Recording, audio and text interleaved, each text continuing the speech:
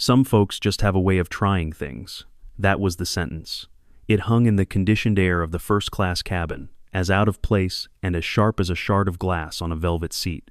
It wasn't shouted, but it carried the weight of an accusation. Dr. Evelyn Reed stood calmly, boarding pass in hand, her blazer a study in quiet precision, her suitcase resting dutifully by her side. The flight attendant, a woman named Clara Jenkins, had uttered the words with a practiced, tight-lipped smile that didn't reach her eyes. The sentence was not a question. It was a verdict. Some folks just have a way of trying things. The sentence was not a shout, but it landed with the force of one. It sliced through the hushed, climate-controlled sanctuary of the first-class cabin, a shard of jagged glass on plush velvet.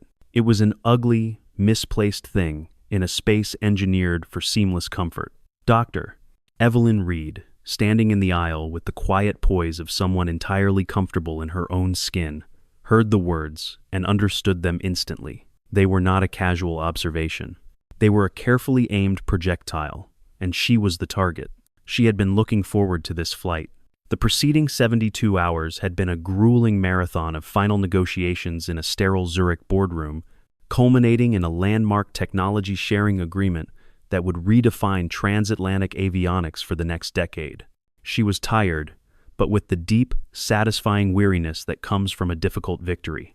The 8-hour flight back to New York was meant to be her cocoon, a space for decompression where the only demands would be a glass of chilled champagne and the dense prose of a new astrophysics journal. The flight attendant, whose name tag read Clara, regarded her with a smile that was all mechanics and no warmth. It was a smile that did not invite, it challenged.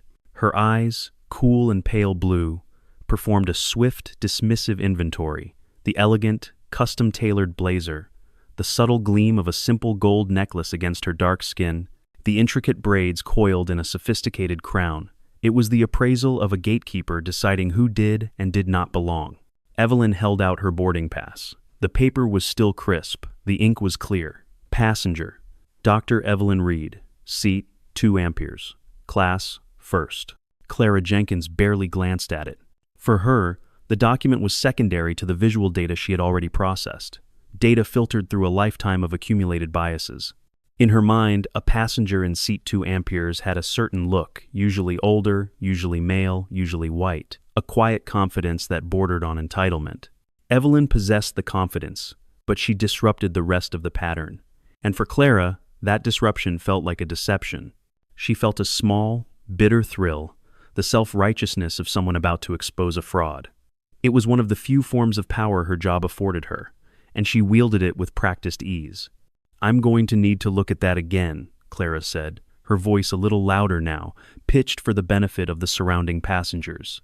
She plucked the pass from Evelyn's unresisting fingers, holding it up to the overhead light, as if searching for a watermark, a telltale sign of forgery. The gesture was pure theater. Evelyn remained still, her breathing even, her expression neutral. She had learned long ago that in moments like these, stillness was a weapon. Anger was a concession, a sign that the aggressor had found a vulnerability. Arguing was a trap, an invitation to a contest she could not win on their terms because the rules were already rigged. Her silence was a shield, polished and impenetrable. She simply waited. The man in seat 3C lowered his newspaper. A woman in 1 ampere paused her hushed phone conversation. The subtle, invisible currents of the cabin's atmosphere had shifted.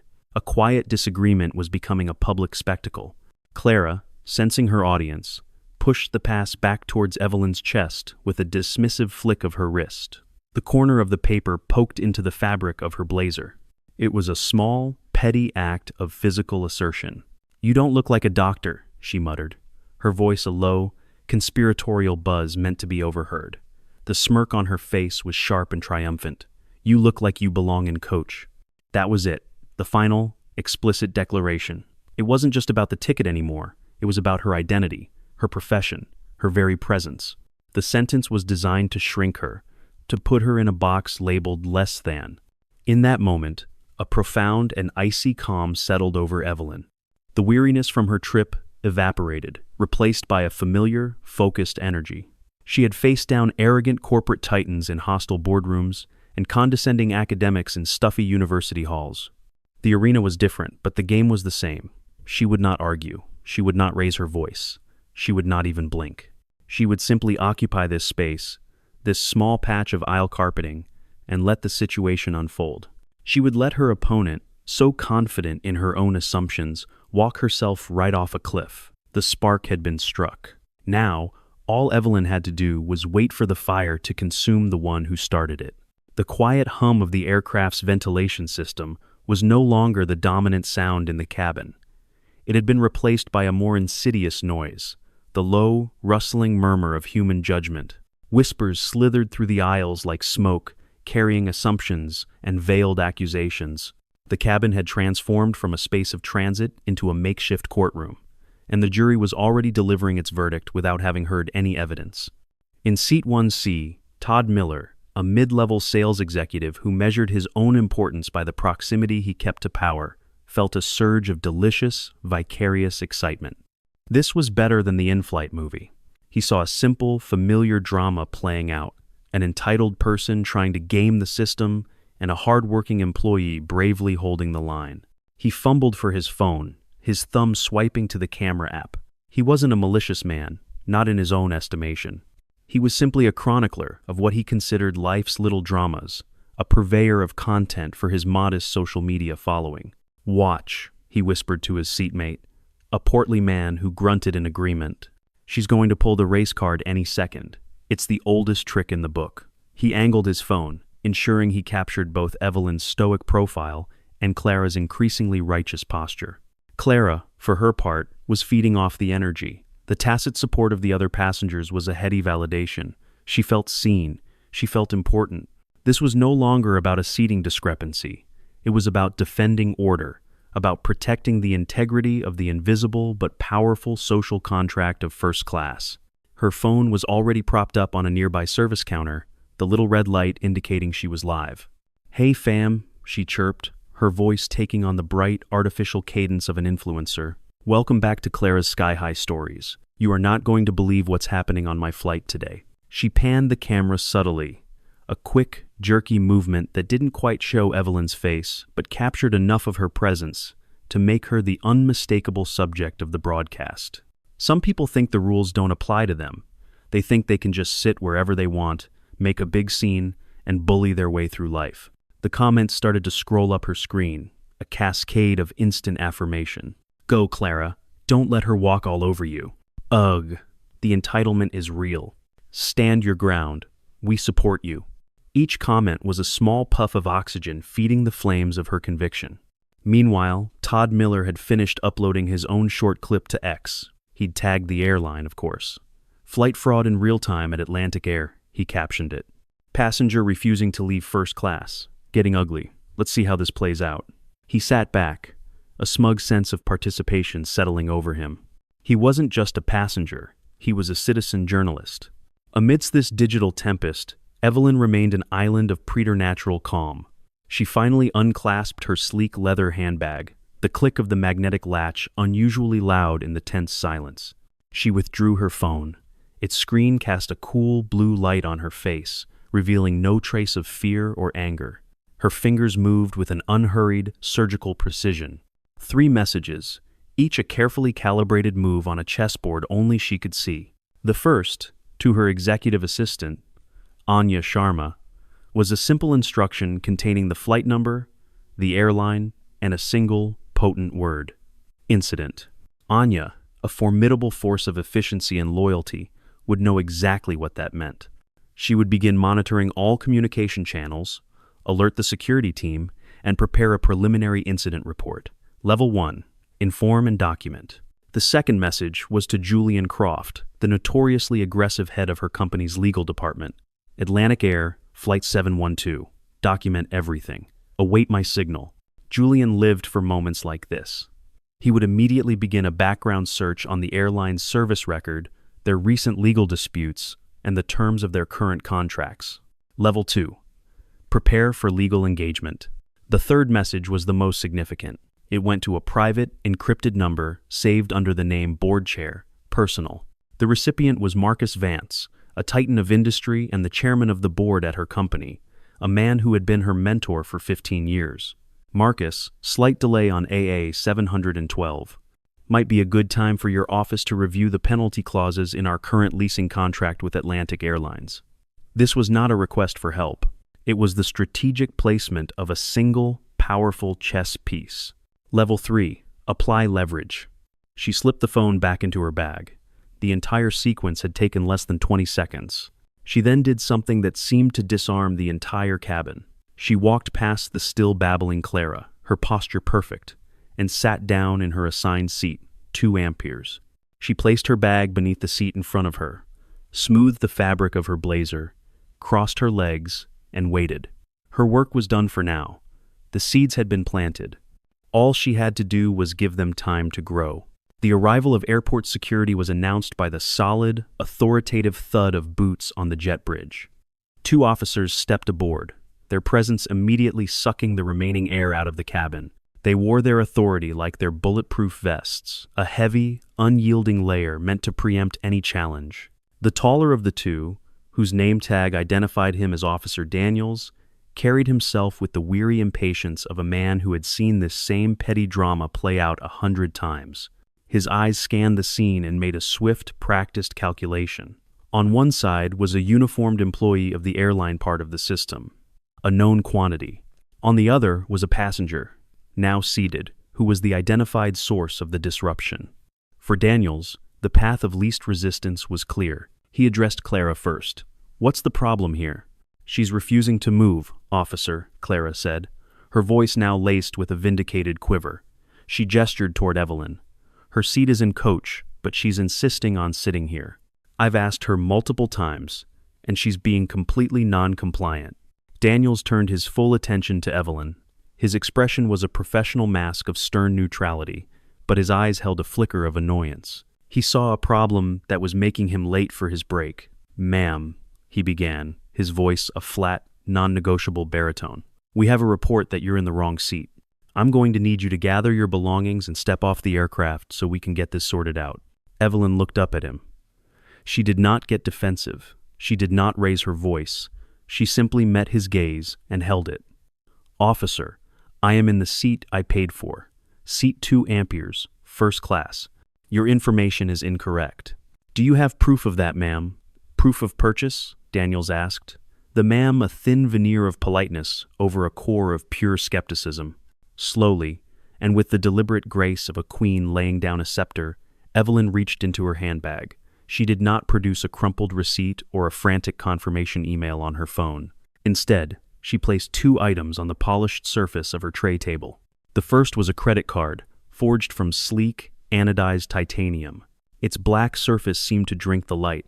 It was an American Express Centurion card, a near-mythical object that was itself a statement of significant, verified wealth. The second item was a business card. It was heavier than it looked, crafted from thick, matte black stock. The lettering was embossed in a clean, elegant silver font that caught the cabin light. Dr. Evelyn Reed, founder and CEO, Aether Aerospace. Officer Daniels's eyes scanned the card.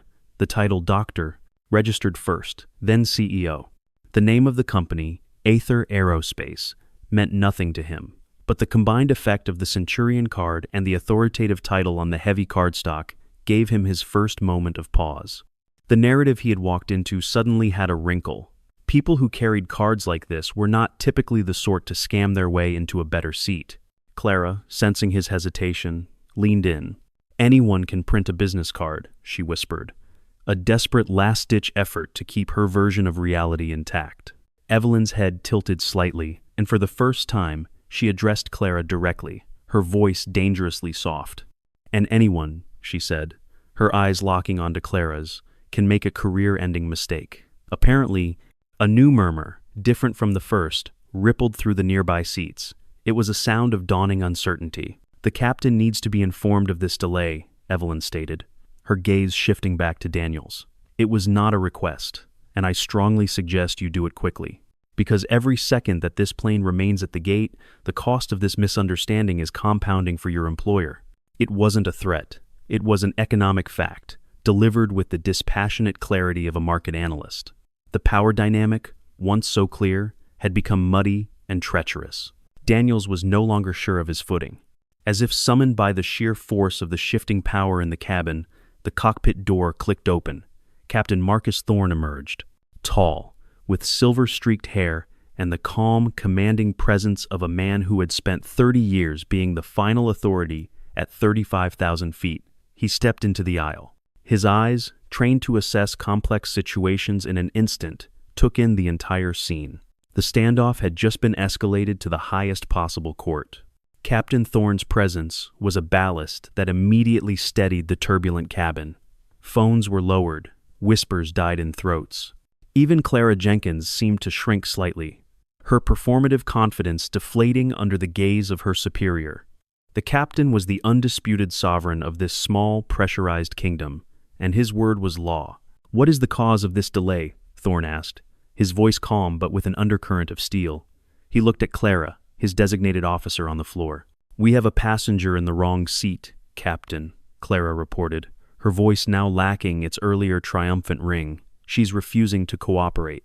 Thorne's gaze shifted to Evelyn, who sat poised and unmoving in seat 2 amperes. He noted her composure, a stark contrast to the flight attendant's agitated state. "Ma'am, may I see your boarding pass and a form of identification, please?" he asked, his tone professional and neutral. Evelyn passed him the documents without a word. Captain Thorne examined the boarding pass first, then her driver's license. He read them, then read them again. A small furrow appeared between his brows.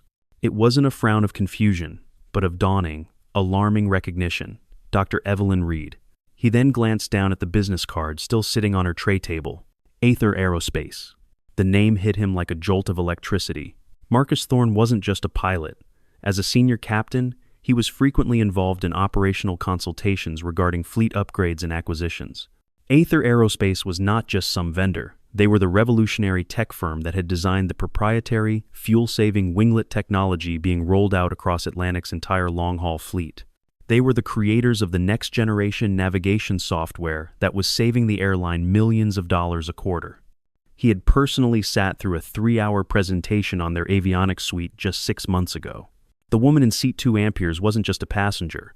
She was a critical, high-value business partner, a veritable giant in the industry. Simultaneously, the digital world was having its own moment of revelation. Todd Miller's video, initially a source of schadenfreude, was now being dissected by a far more informed audience. Aviation enthusiasts and tech professionals had started to swarm the post. A verified account belonging to a well-known aerospace journalist quoted the tweet, "This isn't flight fraud. This is Dr. Evelyn Reed, the CEO of Aether Aerospace. She's one of the most important figures in modern aviation. At Atlantic Air, what on earth are you doing?" Another user, who identified as an Aether employee, replied, "Our CEO is the epitome of class. I guarantee the airline has made a catastrophic error."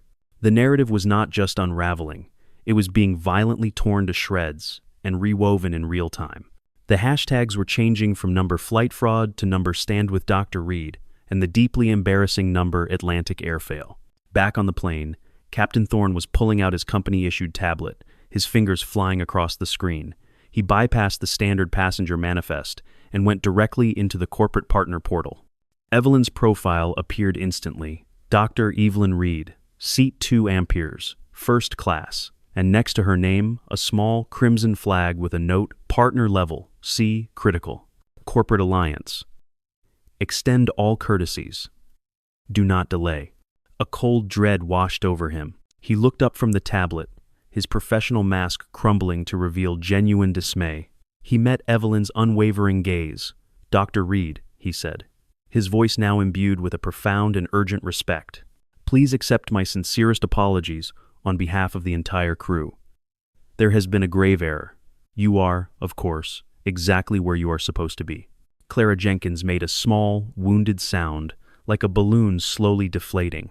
Officer Daniels took a half-step back, effectively removing himself from the blast radius of the unfolding disaster. Captain Thorne then turned to face the cabin, his voice now booming with authority.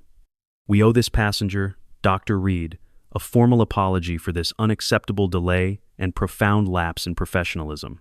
The words echoed in the stunned silence. This was no longer about a seat. It was about a colossal, public, and very, very expensive mistake. And everyone on that plane, from the passengers who had whispered to the flight attendant who had accused, was beginning to understand that they hadn't been witnessing a disruption. They had been witnessing the prelude to a corporate reckoning. The aftermath of the first revelation settled over the cabin like a thick fog. A heavy, awkward silence replaced the agitated murmurs. Captain Thorne was speaking in low, urgent tones into his radio, his back to the passengers, but the tension in his shoulders was palpable. Clara Jenkins stood near the galley, her face ashen, her earlier bravado replaced by a deer in the headlights paralysis. She was staring at her phone, where the river of supportive comments had turned into a torrent of condemnation and ridicule. For a moment, it seemed the crisis had peaked. An apology had been issued. The truth, both on the plane and online, had prevailed. The natural order of things, where a CEO was treated like a CEO, had been restored. But Evelyn Reed knew this was not enough. The problem had been identified, but the full scope of it was not yet understood. The issue was not just that a flight attendant had failed to recognize an important business partner. The issue was that the system had allowed bias to overrule procedures so completely. To fix the system, she needed to demonstrate its fragility in the face of true power. She waited for a pause in the captain's radio communication. She waited until the eyes of the passengers, now wide with a mixture of curiosity and apprehension, were all fixed upon her. Then, with the same deliberate, unhurried grace she had shown all along, she reached once more into her blazer pocket. She withdrew a second business card. This one was different from the first.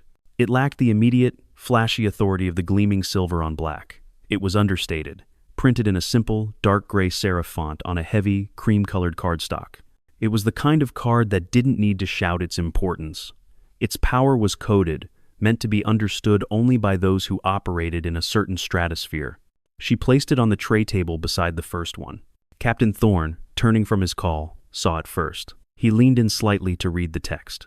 His face, already grim, seemed to lose its remaining color. In row 3, Isabella Rossi, the aerospace engineering student, had been following the online explosion of support for her idol. She now leaned forward, squinting to make out the words on the new card. She read the name first, Evelyn Reed, co-founder and chief operating officer. It was the line underneath that made her gasp, a sharp intake of breath that was audible in the silent cabin. Apex Investment Group, private equity, transportation sector. The name hung in the air, charged with immense, invisible weight. Aether Aerospace was a company you did business with. Apex Investment Group was a company that could buy you, sell you, or dismantle you for parts.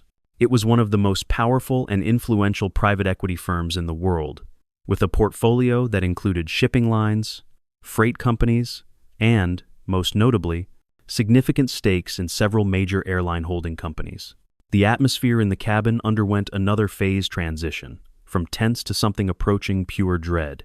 Clara's mouth hung slightly open, her mind clearly struggling to process this new, devastating layer of information. Evelyn's voice, perfectly even, sliced through the silence. "I would suggest, Captain," she said, her tone no longer just professional but now distinctly instructive, "that your executive vice president contacts someone at Global Air Holdings. Someone who understands the fiduciary responsibilities they have to their largest institutional investors." Captain Thorne looked as though he'd been struck. "Ma'am, Dr. Reed, are you telling me that Apex has an equity stake in this airline?" Evelyn met his gaze. There was no triumph in her eyes, only the cool, hard glint of fact. "Indirectly, yes," she stated. "Apex holds a 12% position in your parent company, Global Air Holdings. I personally co-led the acquisition team that secured that position 3 years ago. I know your company's financials better than your own board probably does." A collective, unspoken thought seemed to arc across the cabin. She doesn't just work with the airline. She is, in a very real sense, the airline. Todd Miller, the self-appointed citizen journalist, felt a wave of nausea. He had not just insulted a passenger. He had publicly mocked one of his own airline's most powerful stakeholders. His viral video was no longer a piece of entertaining drama. It was evidence of his own spectacular foolishness. On X, the new information spread like wildfire. A financial news reporter tweeted, "The Atlantic Air situation is escalating. Dr. Evelyn Reed is not only CEO of Aether, but also COO of Apex Investment Group, a major shareholder in Atlantic's parent co. This has moved from a PR crisis to a potential investor relations nightmare. Clara Jenkins finally understood. She had not picked a fight with a customer. She had, in her ignorance, tried to publicly humiliate the very power that signed the checks of the executives who signed her own. She had not just broken a rule, she had violated the fundamental laws of the corporate cosmos. Evelyn leaned back, her work now truly done. She had laid her cards on the table. The first had been a statement of her value, the second was a statement of her control. And in the face of such overwhelming, multi-layered power, the entire flimsy structure of prejudice and assumption had been brought crashing down. The immediate aftermath of the second card's revelation was a profound, suffocating silence. It was the silence of a chessboard after the final, game-ending move has been made. Every person in the cabin, from the captain to the quiet passenger in the last row, was now a spectator to a corporate execution. Captain Thorne finally found his voice, though it was strained. "Dr. Reed, I understand. I am making the call now." He turned away, his movements stiff, dialing a number on his satellite phone that was reserved for in-air emergencies and imminent threats. This was not a threat to the aircraft's safety, but to the company's very foundation. Evelyn, her point now irrevocably made, shifted her focus from demonstrating power to directing it. She looked at the captain's back, her voice clear and measured, loud enough for those nearby to hear every word. "Captain Thorne, when you have the relevant executive on the line, please relay my 3 immediate requests."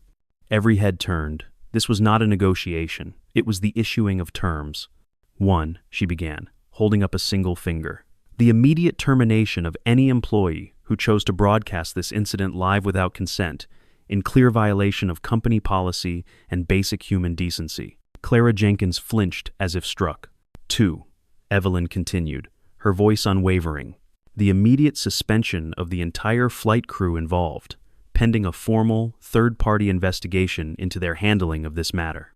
The other flight attendants, who had been hovering nervously by the galley, exchanged panicked glances. And 3, a formal public apology to be issued by the CEO of Atlantic Airlines before this flight lands in New York. The apology must specifically address the nature of this incident, acknowledging the role that racial bias and profiling played in its escalation. The demands were precise, uncompromising, and aimed not at personal retribution, but at institutional accountability. As the captain relayed the terms, a new and unexpected sound began to fill the silence, the sound of remorse. It started, surprisingly, with Todd Miller. He unbuckled his seatbelt, stood up, and turned to face Evelyn. His face, usually ruddy and confident, was pale with shame. "Dr. Reed," he began, his voice hoarse, "I need to apologize. I recorded you. I posted it online. I wrote a caption that was disgusting. I judged you without knowing a single thing because it made for a good story and because, if I'm being honest, it fit a narrative I was comfortable with." He held up his phone. "I can't undo the damage, but I've already posted a full retraction and apology. I will state for the record to my entire network that I was completely and utterly in the wrong. I am so sorry." Evelyn looked at him for a long moment, then gave a single, slow nod of acknowledgement. It was not forgiveness, but it was acceptance of the act of contrition. Then a trembling voice came from row 3. It was the young woman who had hidden behind her e-reader, a student named Sarah. "I'm sorry, too," she said, tears welling in her eyes. "I saw everything from the beginning. I heard what she said. I knew it was wrong, but I just sat here. I was afraid of getting involved, of making a scene." She choked back a sob. "My silence, it was a form of agreement. I know that now, and I am ashamed of it." From across the aisle, Walter Harrison, the retired firefighter who had tried to intervene, gave the young woman a gentle nod. "It takes courage to admit that, young lady," he said, his voice a comforting rumble. "More than most people have." The cabin was no longer a courtroom. It had become a confessional. One by one, the passengers who had whispered and judged were forced to sit with the consequences of their complicity. The incident had held up a mirror, and they did not like the reflection staring back at them. The reckoning was not just corporate. It was deeply, uncomfortably personal. And in that shared space of reflection, the seeds of genuine change, far more potent than any executive mandate, began to take root. The atmosphere on the plane, as it finally taxied towards the runway, was transformed. The tension had dissolved, replaced by a somber, reflective quiet. The apologies, both public and private, had been made. The wheels of corporate damage control were grinding furiously on the ground. Evelyn Reed had won. She had every right to lean back, close her eyes, and consider the matter closed. But her objective had never been merely to win a battle. It was to fundamentally alter the conditions of the war. Revenge was a small, finite satisfaction. Reconstruction was the work of a lifetime. She opened her tablet, the screen illuminating a document she had been working on for months with a team of policy experts and sociologists at Apex. It was titled the Aviation Fairness Initiative, a framework for systemic dignity. It was a detailed, data-driven proposal for transforming airline culture from the inside out. It had been a theoretical project. This flight had just made it an urgent necessity. She looked up at Captain Thorne, who was now standing respectfully in the aisle, awaiting further instruction. "Captain," she said, her voice pulling him from his thoughts, "please relay to your CEO that I am not interested in a financial settlement for this incident. Any funds allocated for that purpose should be redirected." Thorne nodded, looking both relieved and confused. "Of course, Dr. Reed. Redirected where?" "To the implementation of this," Evelyn said, turning her tablet screen so he could see the title page. "This is what's necessary. This is the price of resolving this matter not just for me, but for every passenger who will ever be judged by the color of their skin instead of the content of their ticket." She then laid out her vision. It was not a list of demands, but a blueprint for a better airline. "First, a complete overhaul of employee training," she began, her voice imbued with the passion of a creator.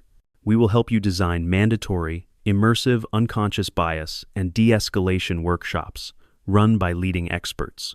Not a one-hour webinar, but a continuing education program that becomes part of the corporate DNA. Second, a dignity and documentation protocol," she continued. "In any dispute, procedure dictates that the ticket and ID are scanned immediately. The data on the screen becomes the sole arbiter of fact, superseding any personal judgment or feeling an employee might have. Assumption is removed from the equation. Third, a truly independent passenger advocacy board," she said, her eyes sweeping over the listening passengers. "It will be funded by the airline but operated by a third-party oversight group with the power to issue binding resolutions and recommend disciplinary action. It will be a voice for the voiceless. And finally," she concluded, "radical transparency. The airline will be required to publicly report quarterly statistics on all discrimination complaints, its diversity metrics at every level of the company, and the outcomes of all investigations. You cannot fix what you are not willing to measure." Captain Thorne listened, his expression shifting from apprehension to something resembling awe. She was not tearing the company down. She was giving them a roadmap to rebuild it, stronger and more equitable than before. Evelyn composed a new email on her tablet. She attached the full framework of the initiative. She addressed it to the CEO and the entire board of directors of Atlantic Airlines and its parent company. She copied the legal and investor relations departments at Apex. And then, as her final, decisive move, she added 3 more recipients to the CC line: the heads of the Federal Aviation Administration, the Department of Transportation, and the Congressional Black Caucus. She hit send. The blueprint was delivered. The process was now irreversible. As the plane finally lifted off the ground, ascending into the vast, indifferent blue of the sky, Evelyn Reed leaned her head back against the plush leather of seat 2 Amperes. A profound weariness settled back into her bones, but it was now mingled with a sense of purpose. She felt no joy in the victory, only a solemn acknowledgement of its necessity.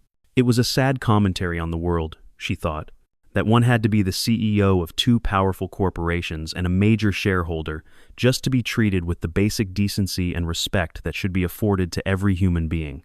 But that was the world they lived in, and her power, she knew, was not just for her. It was a tool, a lever to pry open the closed doors of indifference and to build a new, better framework in their place.